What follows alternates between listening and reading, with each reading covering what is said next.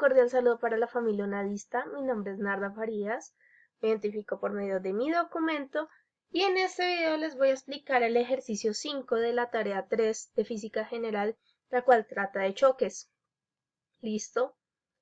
Hablando de choques, primero para hacer un énfasis, hay tres tipos de choques: el elástico, el inelástico y el totalmente inelástico. La diferencia entre estos tres va a radicar en la conservación de energía y en el coeficiente de restitución. ¿Listo? Hablando de la conservación de energía, en el único que se va a conservar es en el choque elástico. ¿Listo? Y el coeficiente de restitución, cuando el choque es elástico, va a ser igual a 1. Cuando es inelástico, va a estar entre 0 y 1. Y el totalmente inelástico va a estar igual a 0. ¿Listo? Lo importante para resaltar en esto es que cuando es elástico, la energía cinética va a seguir convirtiéndose en energía cinética. ¿Listo? El movimiento va a ser igual. ¿Listo? Y es importante resaltar que cuando ya no es elástico el choque, uno de los dos objetos se va a tender a deformar. Entonces la energía no se va a convertir en energía cinética, sino se va a convertir en deformación o en calor. ¿Listo?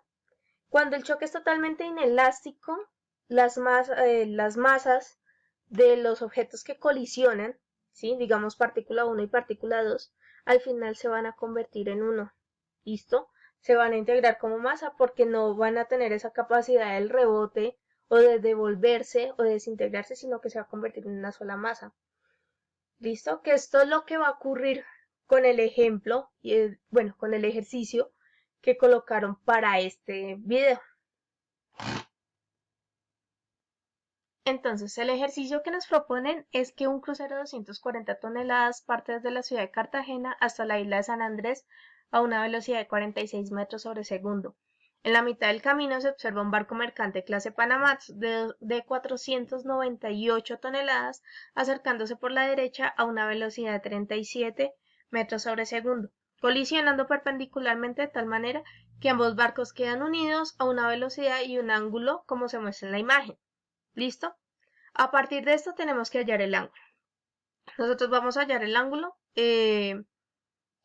por medio del planteo de un choque bidimensional totalmente inelástico que, como les explicaba, va a tener un momento, que el momento va a ser igual al inicio que al final, correspondiendo al teorema de la conservación de la energía. ¿Listo? El momento tiene dos componentes, ¿no? Que es el crucero y el barco mercante. Entonces vamos a plantear que el momento del crucero y del momento del barco mercante al inicio va a ser igual al momento al final, lo que les explicaba. Se va a convertir en uno solo. ¿Listo? La fórmula de momento es masa por velocidad. Transformamos estas ecuaciones, ¿listo? Hasta deducir que es lo que les explicaba. Nosotros no conocemos una velocidad todavía, pero tenemos la capacidad de determinar que la masa final va a ser la suma de las dos masas de los dos barcos. ¿Listo? Como nos piden un ángulo, nosotros no tenemos una velocidad, pero tenemos la capacidad de deducir que por medio del plano cartesiano tenemos una velocidad paralela a X, que es la del crucero, y una velocidad paralela a Y, que es la del barco mercante. Nosotros necesitamos hallar la velocidad del vector final en X y en Y para poder determinar el ángulo en el que queda el vector de velocidad de este choque. ¿Listo? Entonces, con base a eso, nosotros sabemos que momento es igual a masa por velocidad. Pero si necesitamos hallar una velocidad, la podemos sacar dividiendo el momento por la masa.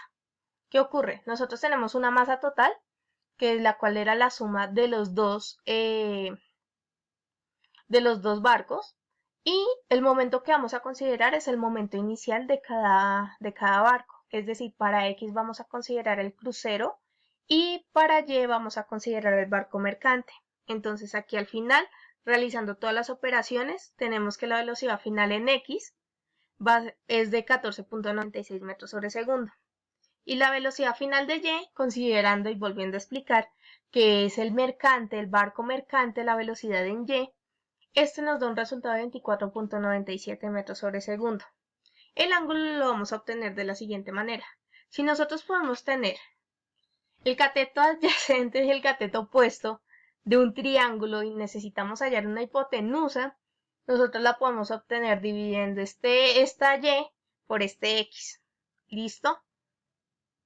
Con eso, nosotros vamos a obtener un resultado.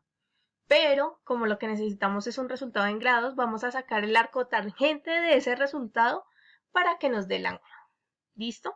Entonces, por lo tanto, la dirección del barco después de la colisión fue de 59.07 grados. Después nos piden que saquemos la magnitud de la velocidad de los barcos después de la colisión. Esto se hizo con el teorema de Pitágoras. ¿Listo? Se reemplazaron los datos con los mismos datos que ya habíamos obtenido y nos dio que la velocidad final era de 29.1 metros sobre segundo. ¿Listo? Al final nos piden que representemos en un mismo plano cartesiano a escala las velocidades de las dos embarcaciones antes y después del choque, asumiendo que el punto de la colisión es el origen del plano, es decir, el punto 0.0. Este se hizo en el software GeoGebra a escala 1.1. ¿Listo? Y este es como el resultado para que les quede un poquito más bonito y más grande de explicar. Nosotros tenemos en amarillo el vector de velocidad del crucero. En azul tenemos el del barco mercante. Este verde claro, como tal, nos va a representar el vector que obtuvimos de la velocidad final de esa colisión, que fue 29.11, nos da perfectamente los resultados. Y tenemos el resultado del vector en Y, que es de 24.97, el vector en X, que es de 14.96, y el ángulo obtenido es de 59.07. Es decir, apenas se chocaron, la masa completa que se volvió ese choque se dirigió hacia esta dirección. ¿Listo? Espero haya quedado muy claro y muchas gracias por su atención.